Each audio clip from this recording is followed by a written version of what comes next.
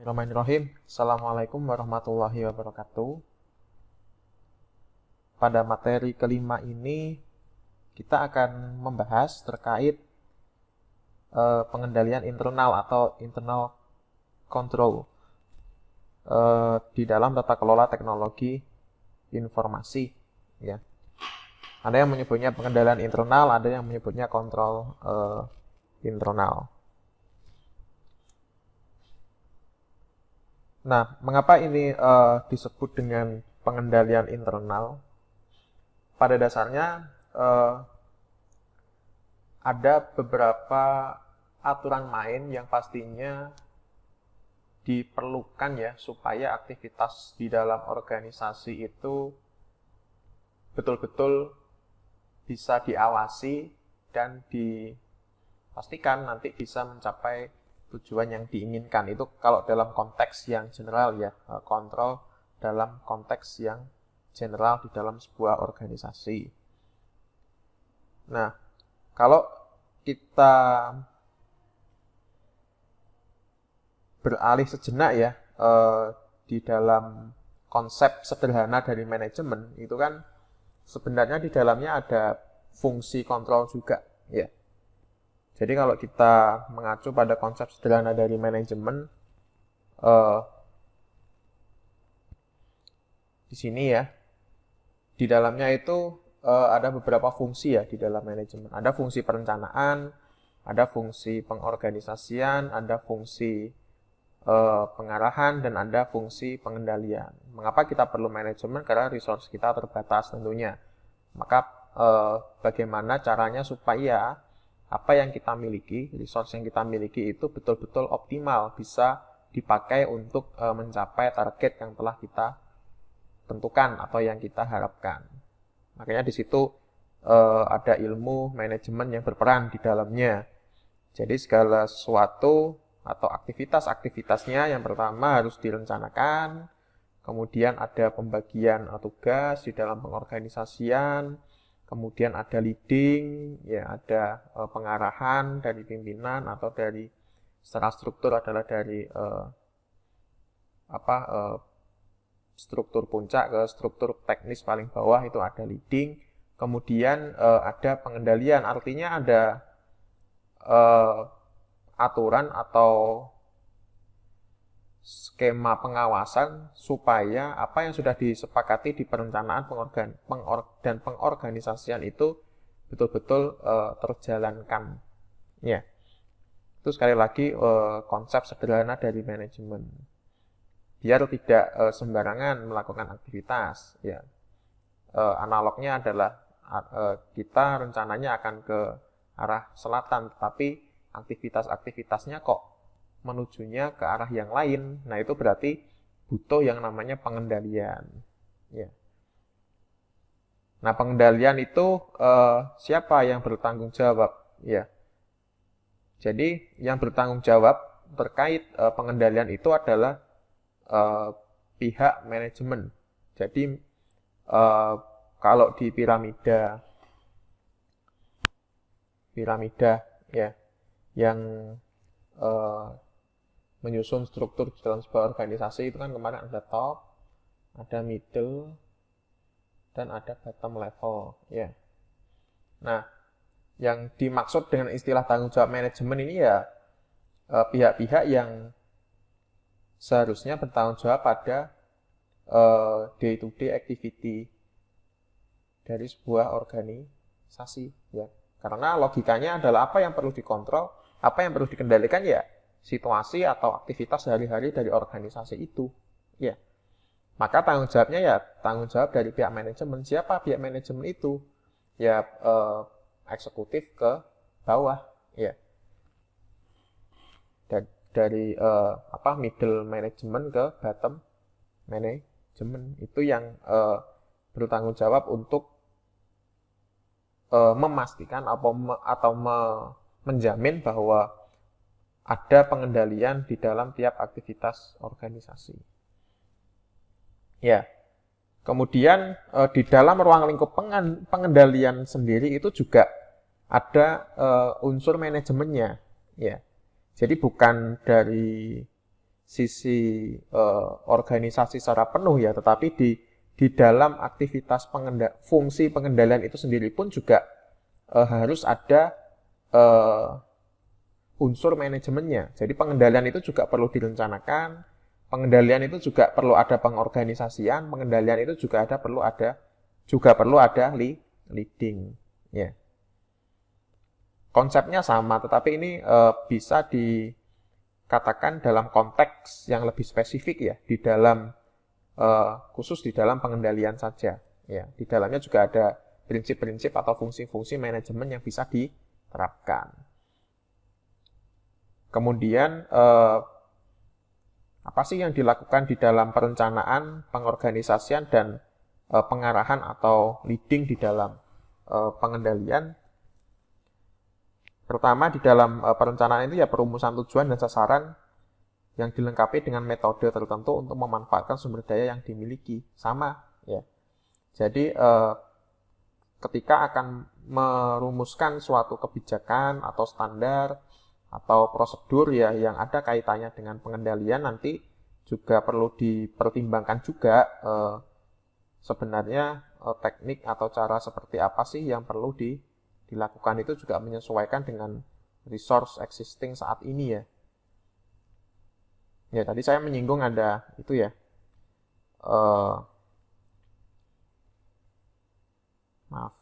ada kebijakan ya,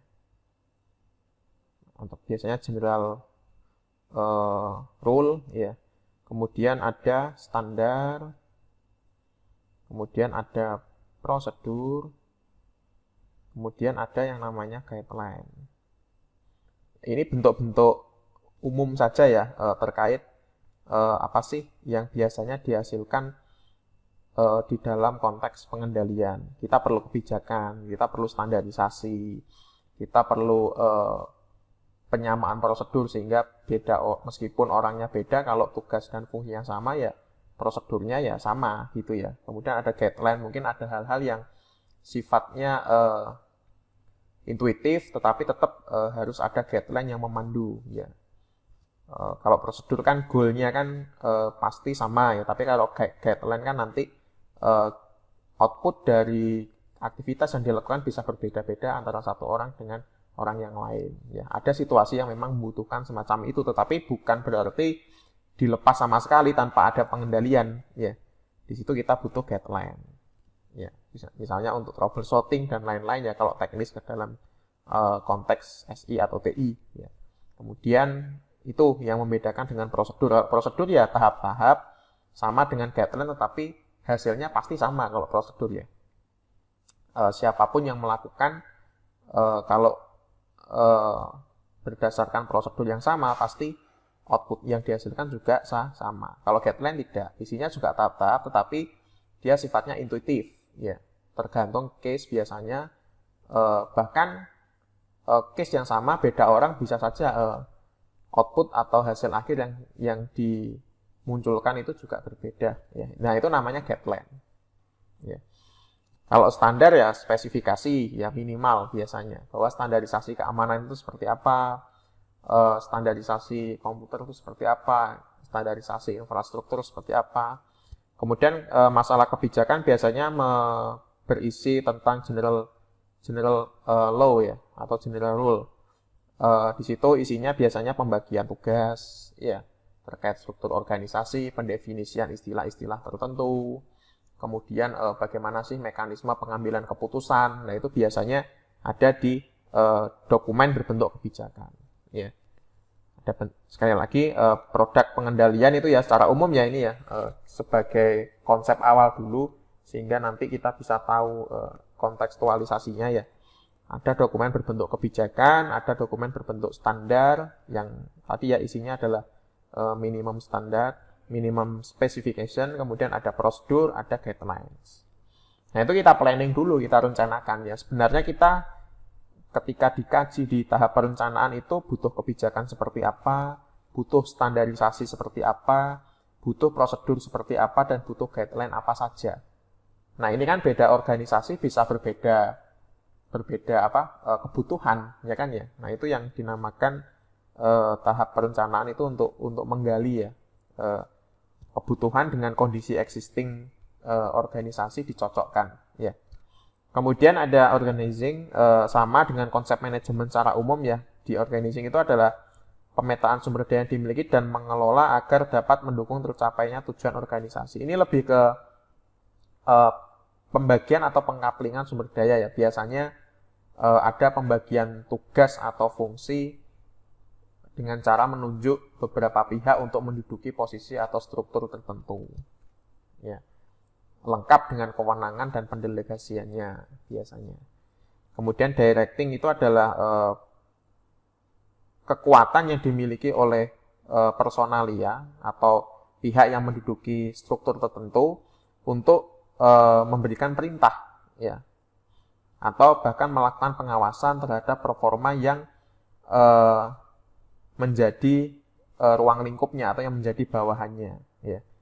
Ya pastinya yang semakin ada di puncak pimpinan ya dia directingnya, scope-nya akan lebih luas ya.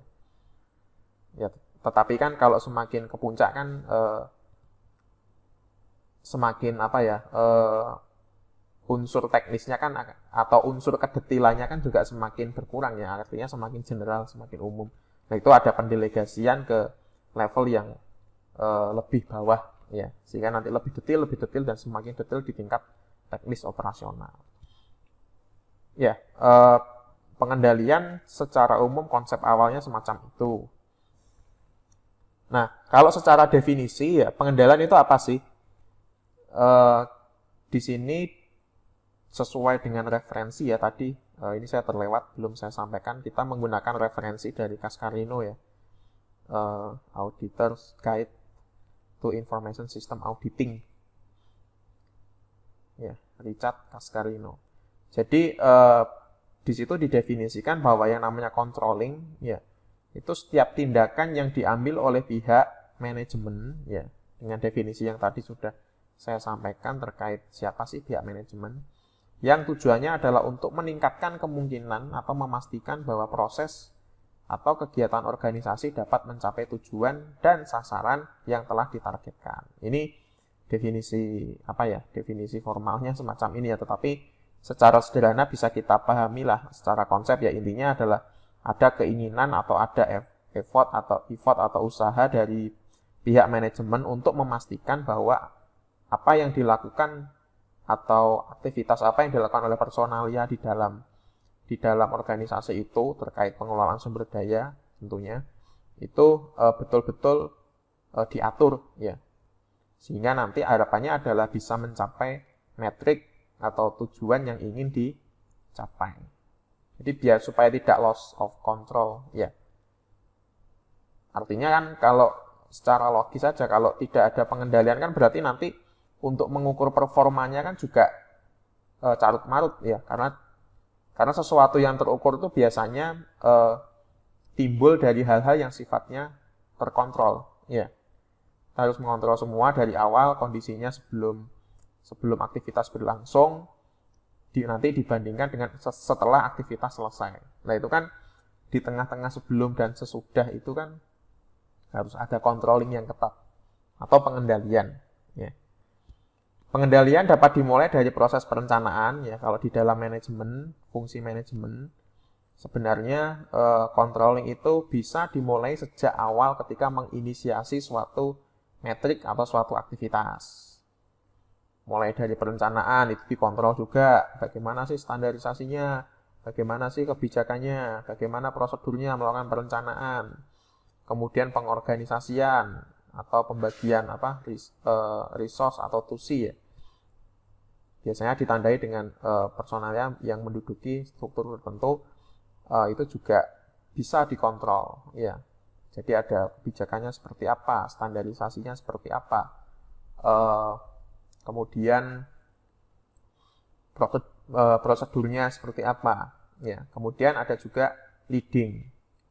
Ya, leading ini kan meskipun lebih ke bersifat kepemimpinan yang sifatnya afektif ya, tetapi ini juga bisa dijadikan sasaran untuk dikendalikan juga ya, terutama biasanya dari sisi kebijakan maupun dari sisi standarisasi. Ya, jadi kalau digeneralkan fokus pengendalian atau apa sih yang perlu dikontrol itu ya semua yang berlaku di dalam organisasi, aktivitas-aktivitas yang berlaku di dalam organisasi, baik sebelum, selama, dan setelah suatu proses berjalan. Karena ini adalah modal utama nanti kita bisa menentukan ya, seperti apa sih ukuran atau metrik dari performa sebuah organisasi.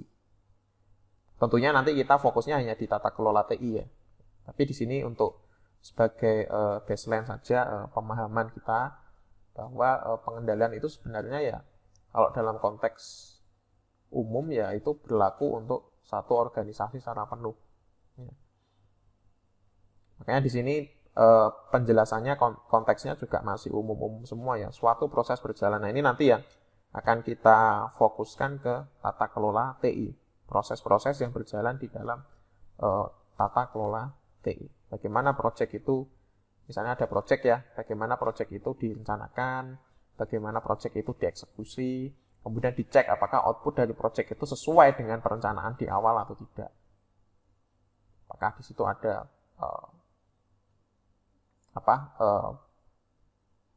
pembengkakan biaya atau mungkin ada spesifikasi yang tidak terpenuhi. Nah itu kan hanya ketahuan kalau aktivitasnya proyek itu sudah selesai. Makanya nanti kita juga belajar terkait evaluasi. Ya. Nah ini beberapa contoh pengendalian ya. Misalnya ada pengendalian yang sifatnya manajemen, ya, memastikan bahwa organisasi corporate bekerja sesuai dengan tujuan dan sasarannya. Misalnya ada sasarannya memberikan layanan EKTP yang kualitasnya memuaskan bagi masyarakat. Ya. Kemudian ada corporate goal and objective, tujuan dan sasaran organisasi. Pernyataan apa yang diinginkan oleh organisasi. Ya ini semakin detail gitu ya intinya ya. Tahun 2019 kepuasan masyarakat terhadap kualitas pelayanan EKTP meningkat 70%.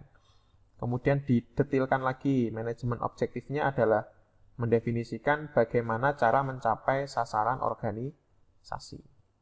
Jadi ini semakin ke bawah semakin detail ya aspek-aspek ini ya. Jadi ada yang sifatnya umum, biasanya ada di kalimat tujuan dan sasaran ya ini ya, realnya ya. Kemudian internal control yang dibutuhkan apa? Nah ini baru diputuskan di sini, memastikan program yang dibuat untuk memastikan objektif manajemen dapat terencana dan dilaksanakan dengan baik. Misalnya apa saja sih pengendaliannya? Pengawasan secara rutin pada integritas data yang ditampung di data warehouse terkait layanan EKTP misalnya. Kemudian pemeriksaan kompetensi staf secara rutin terkait pemanfaatan tarik kirim data kependudukan yang diperlukan oleh masyarakat. Ya jadi skop atau batasan internal control yang perlu kita susun itu ya sekali lagi tergantung dari tujuan organisasinya ya. Nah tujuan organisasinya biasanya dimanifestasikan kepada analisis visi, misi, tujuan, dan sasaran dari organisasi. Ini istilah lainnya ya, di sini dicontohkan di bukunya Cascarino itu istilahnya adalah manajemen kontrol, corporate goal, ya. And objektif, kemudian ada managerial objektif. Intinya tujuannya apa, sasarannya apa. Nah dari tujuan dan sasaran itu nanti kita bisa menganalisis kira-kira ya pengendalian apa saja yang dibutuhkan. Ya secara kasar kita bisa merefleksikan ya bahwa nanti kebijakan apa ya yang dibutuhkan, nanti standarisasi tentang apa ya yang dibutuhkan, nanti prosedur dan guideline semacam apa ya yang dibutuhkan ya terkait layanan EKTP yang metriknya adalah cita-citanya ya atau ukurannya adalah kualitasnya, harapannya bisa meningkat ya kepuasannya itu sebanyak 70%. Itu apa yang perlu diperbaiki? Oh, ternyata kebijakannya sudah bagus kok, nggak perlu ada penambahan. Ya sudah, kalau sudah ada kebijakan yang bagus ya sudah, berarti ada sisi yang lain yang perlu diimprove ya. Atau apakah mungkin di prosesnya atau mungkin di standarisasinya. Standarisasi apa? Nah, itu juga tergantung tingkat atau ruang lingkup dari objek yang ingin dikendalikan. Ya, di sini disampaikan dulu ya secara umum, misalnya pengawasan secara rutin pada integritas data. Itu kan nggak mungkin ya. Itu yang dinamakan integritas data itu hanya butuh standarisasi saja. Ya, kan nggak mungkin. Pasti juga butuh prosedur untuk memanipulasi data di dalam data warehouse itu juga. Nah, itu perlu dieksplisitkan ke dalam bentuk pengendalian ya. Nah, nanti realnya ya berbentuk dokumen-dokumen pengendalian itu tadi. Ketika diaudit atau dievaluasi ya, yang dicek yaitu apakah controlling yang Anda terapkan, yang dalam tanda kutip katanya Anda terapkan, itu betul-betul dilakukan atau tidak ya. Biasanya kalau yang mengaudit kan ada dua pihak ya, ada pihak internal untuk self assessment, ada pihak eksternal untuk menjudge ya apakah controlling yang dilakukan oleh organisasi ini sudah confirm dengan aturan-aturan yang ada di luar organisasi. Kan biasanya organisasi itu terikat juga dengan standarisasi kebijakan atau mungkin prosedur yang ada di luar organisasi. Nah, itu butuh pihak eksternal untuk menjudge ya. Kalau pihak internal sendiri yang melakukan audit itu namanya internal auditing ya, atau self assessment ya, untuk perbaikan secara mandiri saja ya, supaya agar lebih baik, mawas diri lah ya, untuk cermin diri. Nah, sekarang pengendalian dalam konteks sistem informasi itu tujuannya untuk apa sih? Kalau konsep umumnya semacam tadi ya, pengendalian itu mengatur ya intinya. Kalau dalam konteks SI ya, yang pertama ya supaya fungsi sistem beroperasi sebagaimana mestinya. Ya, jelas kalau sudah ada aturan atau standar layanan ya istilahnya, itu kan memastikan bahwa suatu sistem, misalnya kita punya Philcom Apps ya, dengan controlling itu akan memudahkan kita melakukan pengecekan kenapa kok sistem ini yang harapannya bisa, misalnya ya, bisa menginput nilai skripsi kok jadi tidak bisa. Nah, itu kan bisa historinya kan bisa di trace back ya. Selama ini seperti apa memang prosedurnya? Apakah ini sudah dipenuhi atau tidak? Standarisasinya misalnya apakah sudah dipenuhi atau tidak? Ya. Kemudian secara integritas dan keajikan data terjaga. Ya, namanya sistem di dalam konteks sistem informasi kan pasti akan menyimpan data ya. Nah, itu pengendalian itu juga fungsinya untuk mengatur ya, atau memastikan bahwa integritas data yang disimpan itu juga meyakinkan ya. Jadi nggak sembarangan orang bisa tarik atau kirim data ke dalam sistem. Kemudian kerahasiaan terjaga, ini dari sisi security ya biasanya. Kemudian ketersediaan sistem sesuai dengan kebutuhan, lagi-lagi ini untuk efisiensi ya. Jadi jangan sampai ada sistem yang sebenarnya itu tidak dibutuhkan amat ya, tidak prioritas. Makanya kemarin kita singgung terkait prioritasisasi yang dilakukan oleh beberapa pihak ya, Dewan TI ya, IT Strategy atau IT Steering Committee ya. Di situ kan ada pengkajian, ada prioritasisasi. Apakah suatu project ya, dalam hal ini biasanya adalah menghasilkan suatu sistem itu betul-betul membutuhkan betul-betul dibutuhkan oleh organisasi. Nah, itu juga proses yang berjalan di dalam IT Steering Committee atau IT Strategic Committee itu juga harus ada controllingnya ya, ada aturan mainnya. Jangan hanya untuk formalitas saja bahwa ini sudah ada, oke, pokoknya apapun yang masuk di sini nanti akan di ACC misalnya proyeknya, ya jangan ya. Kalau begitu ya mending nggak usah pakai tata kelolaan. Kalau memang niatnya semacam itu, ya. Kan di sini kan tata kelola itu kan sebenarnya adalah kesadaran yang timbul dari internal organisasi itu sendiri, ya. Yang mawas diri bahwa resource yang dimiliki itu terbatas, sehingga dia tidak mau main-main dengan apa yang ingin diimplementasikan di dalam organisasi. Ya, dalam hal ini adalah pengimplementasian sistem informasi atau teknologi informasi. Kemudian akurasi dan kelengkapan data terjaga, ini masih ada kaitannya dengan integritas tadi ya. Kalau integritas itu terkait konsistensi, ya. Kalau akurasi dan kelengkapan itu ya karena pastinya masih terkait dengan contoh yang pernah disampaikan pada materi 4 atau 3 ya, bahwa di situ kan ada analisis ya kebutuhan sebenarnya atribut data apa saja sih yang dibutuhkan oleh sistem X misalnya, itu kan nanti kan akan terbaca semua ya. Nah, itu juga aktivitas untuk mengekstrak informasi ya, atau mengekstrak kebutuhan sebenarnya data apa saja sih yang dibutuhkan, itu juga butuh controlling ya. Jangan sampai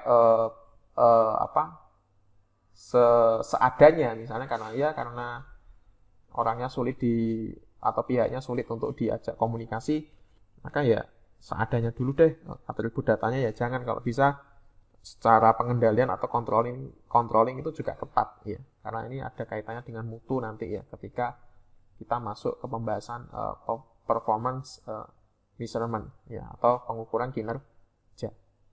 Kemudian ada hak akses yang memiliki skema otorisasi ya, jadi tidak sembarangan orang bisa masuk ke fitur-fitur tertentu atau mengakses data-data tertentu. Dia sesuai dengan tupoksi ya, tugas pokok dan fungsi, role and responsibility di dalam sebuah struktur organisasi. Baik, jadi ada kurang lebih ada 6 ya. Secara formal ya, secara referensi ada 6 fungsi dari pengendalian dalam konteks sistem informasi. Nah, sekarang kita bahas tentang jenis ya. Kalau jenis ini sudut pandangnya bisa macam-macam ya. Di sini dibahas jenis pengendalian dari sisi posisi ya, posisi atau letak dari pengendalian tersebut terhadap objek yang akan dikontrol ya. Nah, di sini ada 5 jenis. Yang pertama adalah preventive control ya. Dari namanya saja sudah terlihat ya, preventif. Maka ini pengendalian yang sifatnya adalah mencegah sesuatu supaya risiko itu tidak muncul ya. Risiko kemarin kan konsepnya adalah risiko itu konsepnya adalah ada kelemahan atau vulnerability yang diakses oleh threat ya, atau ancaman ya. Ancaman ini bisa manusia, bisa alam ya, bahkan bisa suatu prosedur yang saling kontraproduktif ya satu sama lain ya. Intinya di situ ada kelemahan yang diakses oleh sumber ancaman, maka itu risiko. Nah, preventive control ini adalah untuk menangkal ini ya, untuk menangkal kejadian atau risiko yang sifatnya negatif itu muncul. Sehingga mungkin dari sisi posisinya terhadap objek yang dikendalikan itu ya bisa macam-macam ya, contohnya yang sifatnya mencegah ya. Misalnya bisa pembatasan hak akses pada user, kemudian penggunaan password, atau mungkin skema security yang lainnya ya. Kemudian ada detective control, yaitu pengendalian yang dilakukan selama suatu proses berjalan. Ya, biasanya suatu aktivitas itu sudah berjalan, kemudian berkat adanya prosedur tertentu atau kebijakan atau standarisasi tertentu, nanti seiring dengan proses aktivitas yang berjalan akan bisa mudah dikenali atau di spot ya, atau ditandai bahwa oh ini ada yang kurang beres. Misalnya dalam proses pengadaan infrastruktur TI misalnya, kita sudah punya standarisasi yang ketat atau prosedur yang ketat ya, standar spesifikasi juga yang ketat, kebijakan yang jelas. Ternyata di tengah jalan ada spesifikasi yang tidak terpenuhi dan itu sudah dieksekut ya, Maka biasanya di detective control ini akan ketahuan ya. Dan ini controllingnya ya controlling yang bersifat berjalan supaya nanti ini tidak berkelanjutan gitu ya. Dalam tanda kutip kesalahan atau error yang terjadi ketika suatu proses terjadi. Kemudian corrective control ada pengendalian yang bersifat memperbaiki atau melakukan follow up atau tindak lanjut terhadap hasil detective control. Oh ternyata di detective control menemukan hal ini nih, spesifikasinya ada yang kurang, maka corrective controlnya seperti apa? Ya. Kemudian ada yang posisinya itu directive control, pengendalian yang dilakukan untuk memastikan bahwa ada arahan aktivitas dalam organisasi. Artinya gini, ada pengendalian yang mengatur pihak-pihak yang bertugas untuk mengawasi suatu proses. Ya. Jadi ada standarisasinya juga, ada kebijakannya juga, ada prosedurnya juga. Jadi istilahnya pengawas itu bukan bukan free, dia tidak diatur oleh apa-apa ya, bukan dia yang hanya bisa ngejudge bahwa ini aktivitasnya tidak sesuai standar, tapi dia sendiri aktivitasnya juga diatur oleh prosedur atau standarisasi atau kebijakan tertentu ya. Ya, di sini adalah directive control juga. Misalnya seminggu sekali harus dicek infrastruktur data warehouse-nya misalnya. Atau data center-nya suhunya itu harus diawasi, dicek ya. Nah itu ada yang memastikan bahwa pengecekan itu betul-betul dilakukan selama 1 minggu sekali. Nah itu namanya directive control. Kemudian ada compensating control, pengendalian yang dilakukan untuk memastikan bahwa kelemahan pengendalian pada area yang lain dapat diakomodasi oleh pengendalian di area yang lain, ya area tertentu. Ya. Misalnya karena memang ada keterbatasan resource atau mungkin hal itu belum ada kontrolnya, maka dipakailah kebijakan standarisasi atau proses pada area atau objek ya, yang lainnya. Dan ini biasanya jarang ya terjadi. Maksudnya bukan jarang sih ya, saya tidak berani menyampaikan ini jarang karena pada dasarnya ini untuk memadai hal-hal yang sifatnya unik ya atau khusus atau sporadis, hanya terjadi sekali 2 kali ya biasanya. Wah ini aktivitas ini sebelumnya belum pernah ada nih di organisasi ini, gimana ya misalnya? Ya misalnya ada mahasiswa yang terlambat melakukan daftar skripsi gara-gara suatu kejadian tertentu misalnya. Nah itu kan kalau dipukul dengan hal-hal yang ideal, nanti khawatirnya tidak malah menimbulkan kerugian bagi fakultas dan dari sisi mahasiswanya. Kemudian diambillah suatu kebijakan tertentu yang sifatnya compensating tadi ya. Ada nggak sih di fakultas lain yang mengalami hal ini, kemudian diadaptasi lah ya controlling itu tadi. Jadi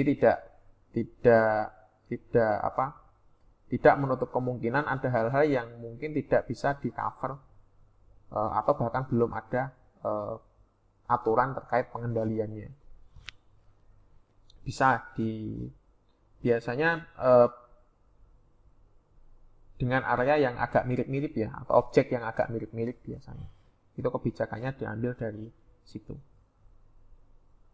Kemudian apa sih yang menjadi elemen di dalam pengendalian internal? Elemen ini maksudnya adalah lokus ya. Biasanya di dalam pengendalian itu apa saja sih yang perlu dipertimbangkan ya? Atau prinsipnya apa sih di dalam pengendalian itu ya? Yang pertama adalah ada pemisahan atau pembagian tugas. Jelas ya. Di dalam suatu kebijakan, standarisasi, spesifikasi, atau mungkin prosedur atau guideline tertentu, itu pasti ada yang namanya pendefinisian pihak-pihak yang terlibat di dalam pengendalian tersebut. Misalnya pengendalian terkait keamanan data misalnya. Nah, itu kan pasti ada pendefinisian siapa sih yang seharusnya terlibat di dalam proses keamanan data ini dan apa tugas mereka. Apapun objek yang akan dikendalikan pasti ada pembagian tugas ya, untuk personalia tertentu. Tidak ada pengendalian itu yang sifatnya tidak ada yang melakukan ya, tidak ada yang yang ditunjuk sebagai responsibility ya di situ ya, orang yang ditunjuk sebagai penanggung jawab di dalam pengendalian suatu objek tertentu. Kemudian ada prinsip atau elemen integritas dan kompetensi personalia. Jadi ya penunjukan people ya, orang-orang yang terlibat di dalam pengendalian suatu objek itu juga mempertimbangkan apakah dia punya kompetensi di bidang yang sesuai atau tidak. Lalu ada otorisasi yang jelas, artinya ini untuk menangkal terjadinya saling lempar itu ya, tanggung jawab ya. Saling lempar tanggung jawab atau saling klaim, bahkan nggak hanya saling lempar ya. Saling klaim tanggung jawab. Nah, itu ada otorisasi ya pastinya. Kemudian ada prinsip atau elemen akuntabilitas. Di sini intinya adalah akuntabel itu kan bisa dihitung ya.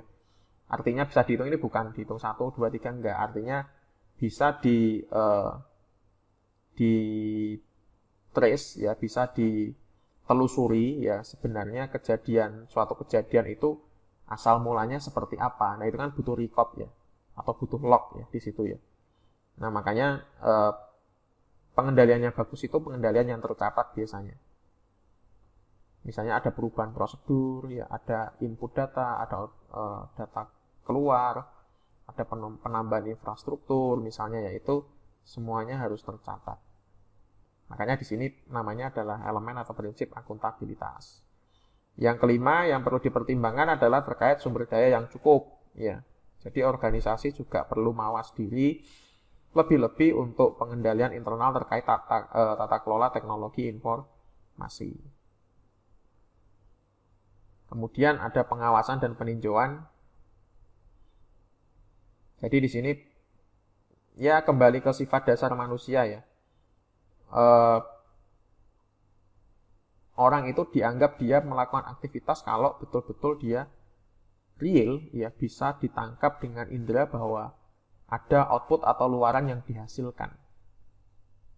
Ya.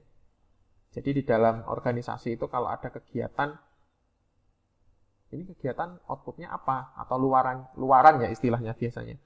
Luarannya apa? Nah, itu perlu dicek kan ya, perlu ditinjau. Oh, kalau luarannya sudah sesuai dengan spek, sudah sesuai dengan standarisasi, berarti aktivitas-aktivitas di belakang yang telah dilakukan untuk menghasilkan output atau luaran itu ya beres berarti. Ya. Artinya di situ ada peran penting prinsip dari pengawasan dan peninjauan. Nah, di dalam pengendalian internal itu berbasis luaran biasanya. Luarannya apa? Ya. Aktivitas ini misalnya standarisasi terkait keamanan data misalnya mana lognya ya, siapa yang mengakses ini. Nah, biasanya perlu ada mekanisme pengawasan atau peninjauan untuk beberapa waktu ya, sekali misalnya secara rutin. Nah, itu perlu dicek ya kan. Secara logika kan ya nggak masuk akal juga ya kalau misalnya kita sudah menentukan suatu aturan atau standarisasi tapi nggak pernah dicek ya, nggak pernah diawasi ini aturan ini perlu diupdate atau tidak ya, ini kemarin ada celahnya atau tidak terkait misalnya prosedur input output data. Nah, semacam itu. Jadi elemen-elemen pengendalian internal itu semacam itu. Kalaupun dikontekskan ke dalam tata kelola TI juga sama ya. Intinya semakin ketat peraturannya akan semakin bagus ya. Dalam konteks tata kelola. Baik, kemudian layer atau lapisan-lapisan atau tempat-tempat lah ya, tempat-tempat yang perlu diadakan pengendalian di dalam konteks sistem informasi itu ya kurang lebih ada 7 tempat ya atau 7 area. Ada yang sifatnya general ya. Pokoknya intinya kalau ada yang berbau IT ya di situ biasanya kebijakan-kebijakan yang sifatnya umum ya. Kemudian ada computer operations, ini biasanya bersifat operasional, ya bersifat prosedural. Physical security, ini juga mencakup keamanan yang sifatnya hardware, ya. Software juga masuk ya di sini ya. Bangunan, personalia. Kemudian ada logical security, mencakup pembatasan akses, ya. Jadi ada area logical juga. Kemudian ada program change control, yaitu mencakup konsistensi penggunaan sistem meskipun ada perubahan yang diberlakukan pada sistem. Artinya gini, kalau kita bicara istilah di dalam sistem informasi atau teknologi informasi kan kita tidak lepas dari yang namanya perbaikan ya atau updating ya. Nah, program change control itu artinya ya kembali ke prinsip tadi ya, bahwa ada prinsip akuntabilitas di situ. Jadi harus ada lognya yang bisa kita gunakan sebagai acuan untuk melakukan controlling. Ya. Oh ternyata di tanggal sekian sistemnya existingnya semacam ini.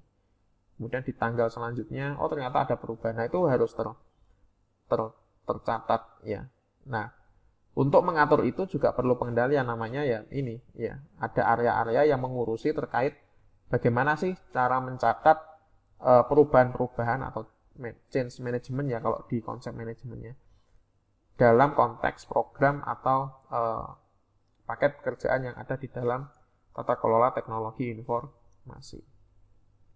Kemudian ada area system development ya. Ini biasanya terkait pengadaan atau implementasi produk teknologi informasi yang baru ya. Bisa hardware, bisa software ya. Tapi di sini kan disebutnya sistem ya. Sistem berarti kan perpaduan antara hardware dan software ya. Intinya adalah supaya sistem development itu ya berjalan sebagaimana layaknya sebuah sistem itu dikembangkan. Ya, ya di sini makanya butuh pengetahuan terkait project management TI ya. Di situ kan ada kisaran logis, scope aplikasi atau software dengan fitur sekian itu seharusnya bisa diselesaikan dalam berapa hari, butuh berapa orang dengan anggaran sekian. Nah, itu kan keilmuan semacam itu kan sebenarnya untuk mengontrol juga ya. Apakah pengembangan sistem yang terjadi selama ini itu juga betul-betul sudah mengedepankan prinsip efisiensi ya, efektivitas dan ekonomis tentunya. Itu perlu dikendalikan juga. Kita taruh saja misalnya SDLC ya, analisis sampai pengujian aplikasi. Nah itu tidak hanya dimunculkan di dalam angan-angan saja, tapi juga perlu diekspresikan ke dalam bentuk controlling ya. Entah dalam bentuk kebijakan, standarisasi, prosedur atau mungkin guideline. Tapi biasanya kalau sistem development itu ya kalau nggak standarisasi ya prosedur ya bentuknya. Nanti kita bahas bentuk-bentuknya terkait output real dari dokumen-dokumen pengendalian itu apa.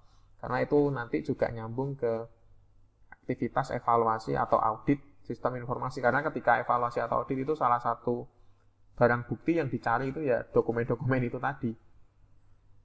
Ya. Kenapa? Karena itu pondasinya, itu baseline-nya. Bahwa kalau memang sudah ada aturannya berarti sudah agak matang nih tata kelolanya. Tinggal operasionalisasinya apakah memang betul-betul dijalankan atau tidak. Kan berbeda ya kondisinya sudah menjalankan suatu prosedur tapi kok belum ada aturannya. Nah itu kan agak kurang meyakinkan ya apakah prosedur itu nantinya 2 atau 3 bulan ke depan akan bisa diulangi dengan tahapan yang sama atau tidak. Nah kan itu kan untuk menggaransi bahwa itu akan dilakukan dengan tahapan yang sama kan butuh dokumen-dokumen yang sifatnya tertulis ya. ya, sehingga bisa dicek ya. Makanya tadi saya sampaikan itu sebagai baseline itu ya dokumen-dokumen itu tadi. Ya, sebagai modal ya.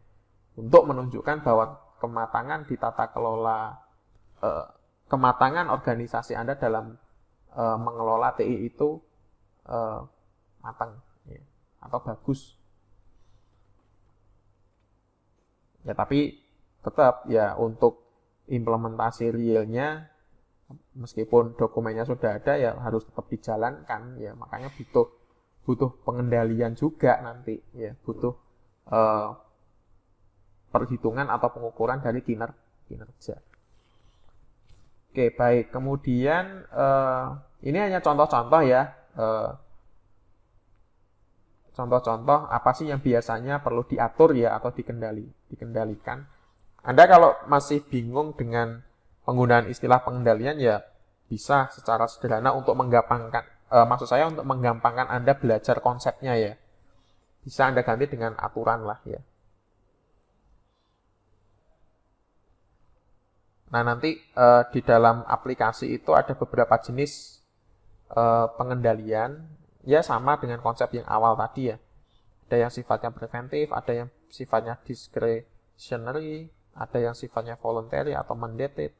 Kemudian ada yang sifatnya manual atau automated, ada yang bentuknya itu adalah apps atau general IS. Nah itu maksudnya di sini adalah, dan banyak lagi ya contoh-contohnya ya. Contoh-contoh kondisi aplikasi yang perlu dibuatkan aturan atau pengendalian.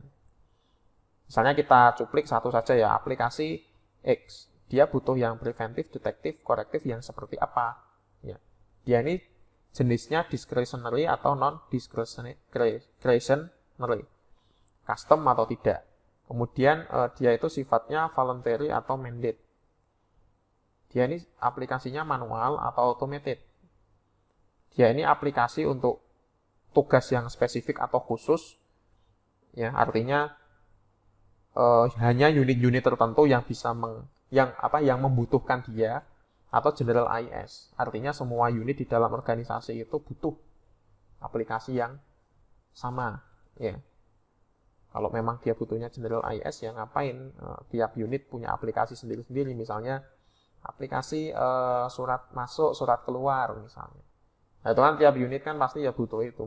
Ngapain tiap unit nanti mengadakan aplikasi sendiri-sendiri dengan nama yang berbeda-beda pula. Nanti malah lebih susah ya integrasi datanya. Nah, mending kalau masih dalam satu organisasi ya disatukan saja, aplikasinya satu saja. Nah, konteks organisasi itu ya bisa bermacam-macam ya. Bisa Anda membayangkan itu sebuah perusahaan dengan sebuah kantor atau mungkin sebuah wilayah tertentu yang dikuasai oleh pemerintahan misalnya atau kabupaten ya. Nah, itu bisa Anda anggap dalam satu skop organisasi. Ya. Sekali lagi tergantung struktur organisasi ya, yang berbentuk piramida tadi. Ya. Mau piramida skupnya kabupaten, skupnya provinsi, atau skupnya PT atau CV tertentu. Nah itu tergantung dari konteks atau kondisi objek yang sedang kita konsepkan, ya, yang sedang kita lihat atau contohkan. Baik, kemudian ini masih tadi ya objek-objek pengendalian dalam SI yang lebih spesifik lagi ya. Masih ada kaitannya dengan yang sebelumnya tadi ya. Ada yang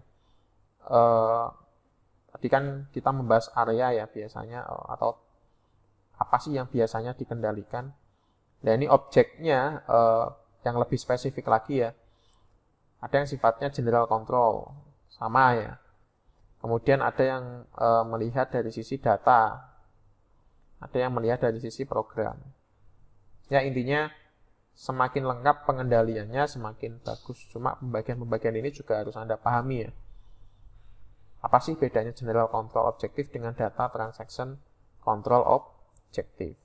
Di sini ada istilah kontrol objektif ya. Kontrol objektif itu maksudnya ya sasaran dari pengendalian. Ya, bukan merek atau produk yang dikendalikannya, tetapi lebih ke apa sih harapan atau objektif yang diinginkan. Ya. Misalnya di data and transaction control ya. Misalnya objektifnya adalah apa yang diinputkan berupa A, nanti outputnya akan menjadi C misalnya. Itu kan objektifnya kan di situ. Dan nanti di belakang itu semua ada aturan-aturan detail yang lain yang mengusahakan atau mengupayakan supaya pasti bahwa yang kalau diinputkan itu A, maka outputnya akan C misalnya.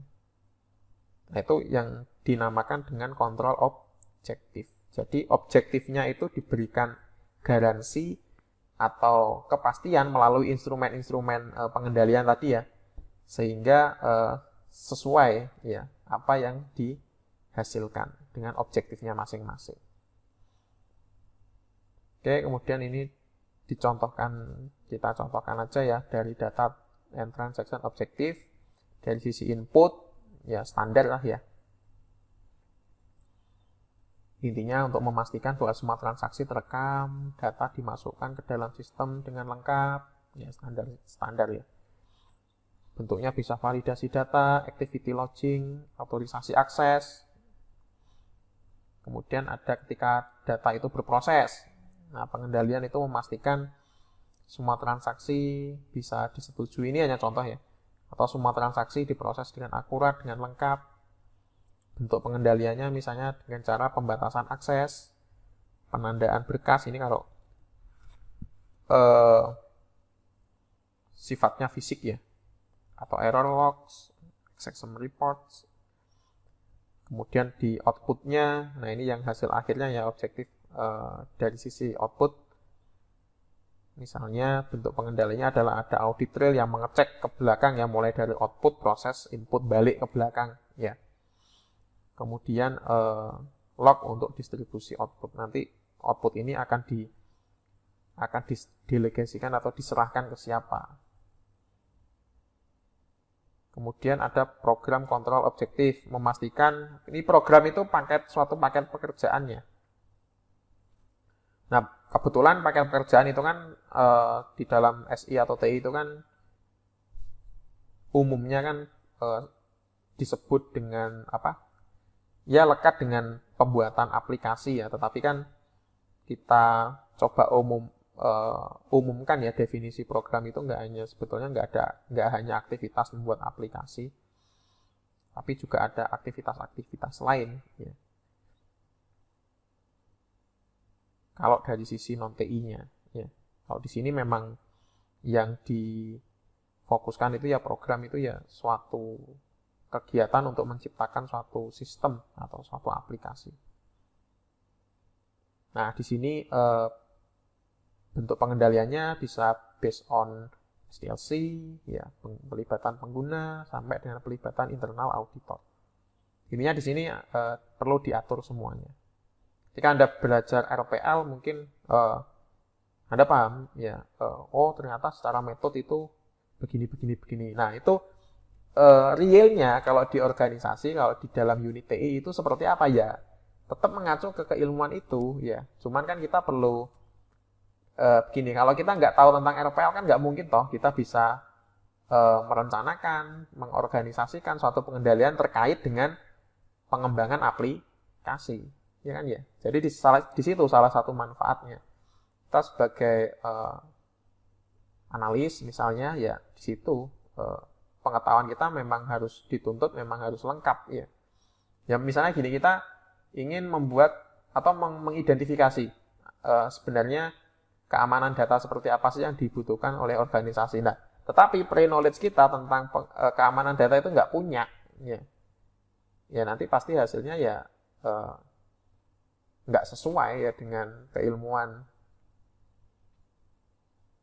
Apa analoginya gini, Anda diminta untuk menilai sebuah layang-layang, tetapi Anda tidak tahu sama sekali konsep tentang apa itu layang-layang, proses pembuatannya yang benar itu kayak gimana, tebal kertasnya itu harusnya kayak gimana supaya terbangnya tinggi, kemudian talinya itu bahannya seperti apa, Ya, tiba-tiba Anda diminta untuk menilai kualitas suatu layang-layang. Ya enggak.